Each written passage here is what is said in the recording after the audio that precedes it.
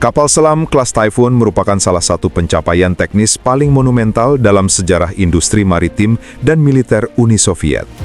Dirancang pada puncak Perang Dingin sebagai bagian dari program deterensi nuklir strategis, kapal selam ini dibangun untuk membawa rudal balistik antar benua berbasis laut dengan daya hancur sangat tinggi. Dalam nomenklatur Rusia, kapal selam ini dikenal sebagai proyek 941 Akula, namun di barat lebih populer dengan sebutan Typhoon Class, nama yang kemudian menjadi simbol dari ukuran, kekuatan, dan kompleksitasnya.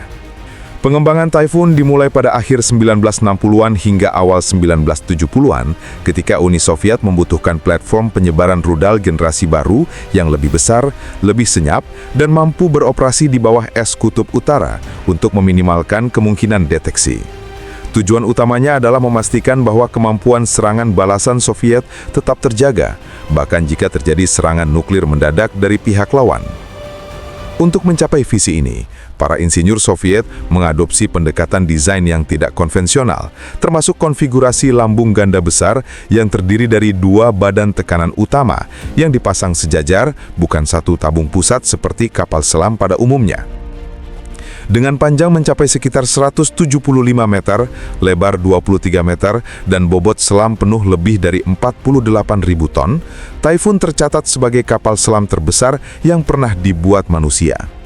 Skala ini memungkinkan instalasi fasilitas internal yang jauh lebih lapang bagi awak, termasuk ruang rekreasi dan bahkan kolam renang kecil, sebuah fitur langka pada kapal selam militer. Tenaganya berasal dari dua reaktor nuklir OK-650 yang memberikan kemampuan beroperasi berbulan-bulan tanpa muncul ke permukaan, serta memastikan kapal ini mampu menjelajahi lautan kutub utara yang tertutup es. Tujuan utama kapal ini adalah membawa dan meluncurkan rudal balistik antar benua R-39 Sturgeon yang masing-masing dapat membawa beberapa kepala nuklir independen atau MIRV.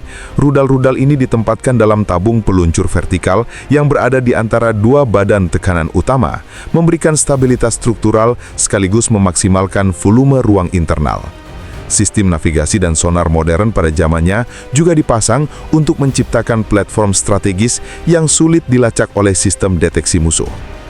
Sepanjang masa operasionalnya, Typhoon menjadi simbol kekuatan strategi Soviet, tetapi juga menjadi representasi biaya tinggi, kompleksitas teknologi militer.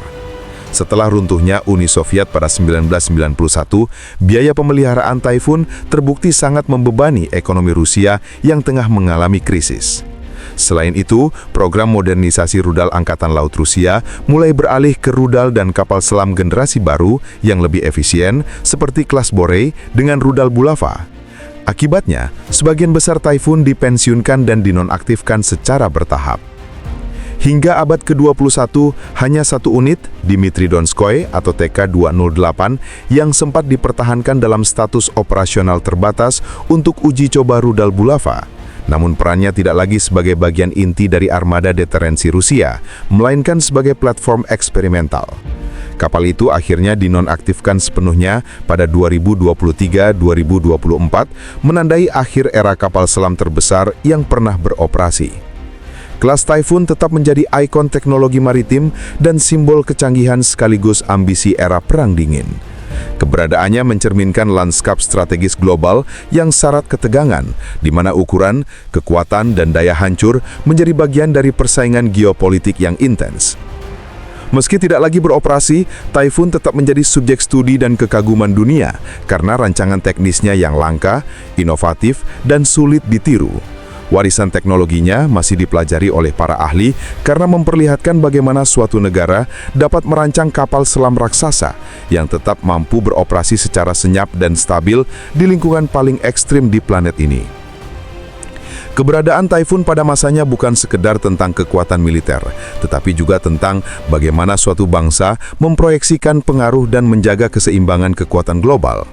Dengan demikian, kapal selam ini tetap menjadi bagian penting dari sejarah militer dan teknologi dunia, mewakili puncak kemampuan rekayasa Uni Soviet dalam arena persenjataan strategis bawah laut.